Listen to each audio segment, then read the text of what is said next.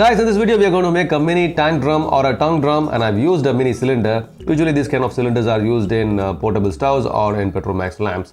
It sounds amazing. Let's make this small or mini tank drum in this video. And I'm Josh and welcome to my channel Video EPPO. And guys, before we start, let me tell you that I make a lot of different things on my channel, and I would really appreciate it if you could watch my channel page and subscribe to my channel Video EPPO. I need your support, guys, so please do it for me. It's going to take a second.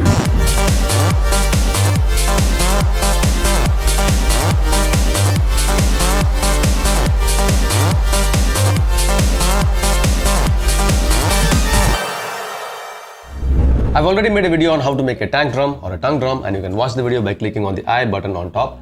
I will not be able to cover all of those things in detail, the entire process of it, because I thought the video might become a little repetitive.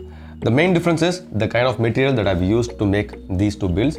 For the first one, I've used a couple of frying pans and I've welded them together here. And this one, like I already told you, it's going to be a mini cylinder, and usually this cylinder is used in portable stoves or Petromax lamps or things as such. Have a listen to the sound.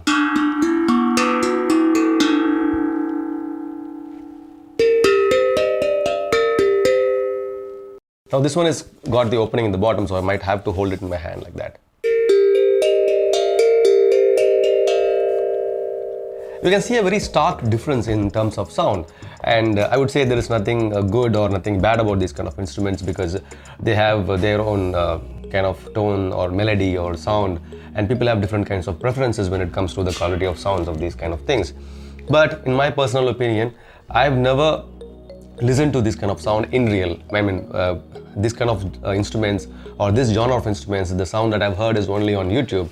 So I had an opportunity to travel to Thailand, and when I was in this big Buddha temple, I saw a huge gong and I was so excited. So I went and I started tapping on the gong, and it was making some sounds. It should have been a really funny sight, because the gong is not supposed to be hit that way. You're supposed to rub your fingers on the gong and it makes some beautiful sounds, some kind of ethereal sounds, and that's what they call it. But I'm saying all of these things because I'm kind of hooked on to the idea of these kind of instruments. I'm really happy and excited how this has turned out to be. Now let's get to the making of it.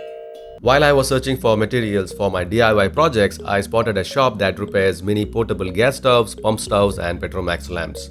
That's where the thought occurred to make a mini tank drum. When I checked for the price, it was only Rs 300 for one of these used or damaged gas cylinders. I bought one. Guys, this is important, and a word of caution. Cylinders like these, which have been used to store flammable materials, should never be opened without proper knowledge, or should be opened only by professionals. There was a small pin on the nozzle of the cylinder, and when I pressed it, it felt like there was a little bit of a gas still left in there. This could be really dangerous, so I requested the technicians in the shop to open it up and fill it with some water. This cylinder is now filled with water and it's been sitting there like this for about a week's time now. I hope you can hear that. I think it's safe to go ahead. The nozzle was tiny and had something like a valve which was broken. It wasn't going to come out, and drilling through it was the only option. But if you're careless like me and don't clamp the workpiece, this could happen. I was lucky I did not get hurt. Having learnt my lesson, I clamped the workpiece and completed the task safely. Now the water inside can be drained out.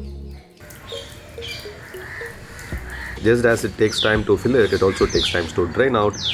So I've set up on some bricks and I'm just waiting it to drain out. I put on my dungarees and set out to cut the base of the gas cylinder. A couple of angle irons could be used as a makeshift base to accommodate the nipple of the cylinder.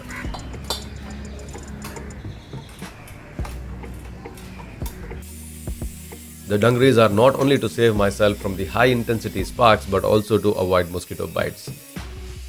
The base had welding joints only in a few places, and it is not hard to remove. Should have been a little bit more careful here. But the mistake I did was removing more material than I should have.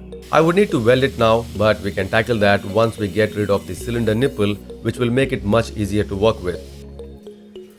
With the cylinder nipple out of the way, next I removed the paint layer of the cylinder. There are many ways to do it, but a brass brush on an angle grinder works well. The part where the nipple rested earlier has a hole, and this will be the base of the tank drum later. I have reserved the part of the base which was just cut and used it like a stand all through this project.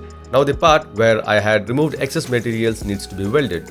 This is where the fear of losing the project came in as I blew some holes on the cylinder. Undeterred, I tried to cover it up with welding and somehow it seemed to work. All of the extra blobs of metal can be grinded off and I repeated the step until I had the finish I wanted. The hole where the nipple was has to be enlarged and I'm using an angle grinder wheel to mark out a circle. Quite simple, right? But before cutting it out, I need to make a jigsaw blade thin enough to make the curves of this circle. A regular metal jigsaw blade is too wide to maneuver the curves and hence it was grinded away to less than half its breadth.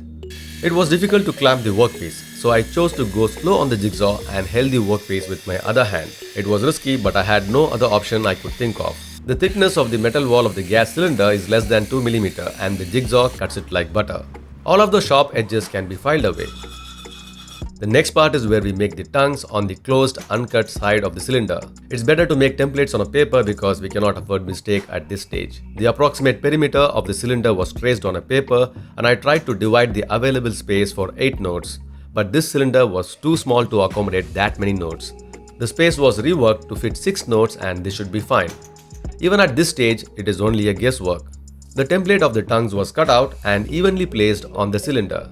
Once satisfied with the spacing, all of them were glued to the cylinder. To cut the tongues, the first step would be to make some slits with the Dremel tool for the jigsaw blade to get through. Here is a trick. While making the slits, try to start somewhere in the middle and not from the bottom of the tongue. There is a simple reason as to why we make the cut somewhere in the middle and slowly move towards the edge of the cylinder. In a way, we are trying to increase the length of the tongue here. Allow me to explain a simple music theory that will help you understand why I am doing it this way. For the sake of easy understanding, I have written all the music notes starting from A, and we have A sharp, B, C, C sharp, D, D sharp, E, F, F sharp, G, G sharp. Now from this A to this G is going to be one octave. There are notes like A sharp, C sharp, D sharp, F sharp and G sharp, and these are also called as B flat, D flat, E flat, G flat and A flat respectively. They have two different names because remember this A sharp has a note next to the note of A when you are moving in this direction. But if you are moving in this direction, you always remember it as a note lesser than this note. So you have a B and then the next note will be a B flat. Now imagine if one of the tongues is already in E, like the first cut that you've made is already in E, and you can change the tune of this E to a note that is lesser than this E, maybe like a D sharp, D, C, C sharp, D, or anything that is lesser than this E in the same octave, or you can go all the way up to a G but not in the same octave. It will be an octave lesser than this octave. How you do that is by making the cut and increasing the length of the tongue itself. But if you want to achieve a note that is in the same octave or in the next octave, a note that is much bigger than E, you'll have to move in this direction. What you need to do is start welding, and you kind of reduce the length of the tongue itself. So if you want this tongue to have a higher note, we'll have to start welding it from here and here, and in a way we are kind of reducing the length of the tongue itself. It can be done, but it is additional work and the complications pile up as well. I found a music scale I could work with and tuned the hang drum based on that.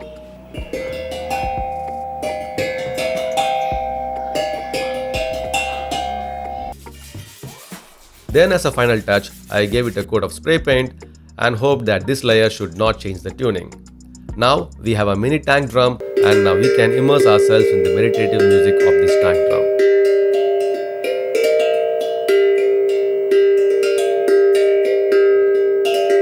Guys, in this video I've tried to cover some information that I could not do in my previous video. So if you have some questions, you can watch my previous video, and if you still have questions, you can pop it in the comment section below. I'm not an expert, so I might not have answers for all your questions, but like I always say, let's find out, let's learn things together. Thanks a lot for watching this video. If you like the content I make, please do consider subscribing to my channel, Video EPPO. It means a lot to me. I will see you in another interesting video very soon. Stay safe, stay healthy. Bye-bye.